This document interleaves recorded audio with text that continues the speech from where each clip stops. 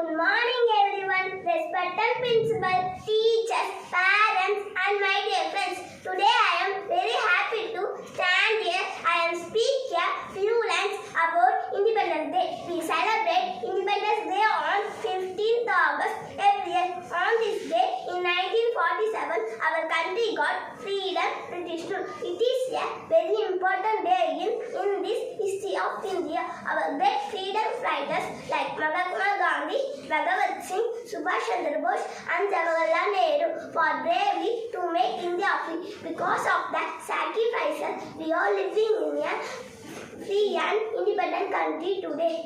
We should always remember the hard work, be thankful to them. On this day, hoist the national flag, sing the national anthem, I am proud and celebrate with joy and pride. Schools, colleges, offices organize functional cultural program with joy and Independence Day is Independence Day is a celebrate symbol of our unity and strength. I am proud to be, I am Indian, I love my country very much. Jai Hind, Jai Bharat.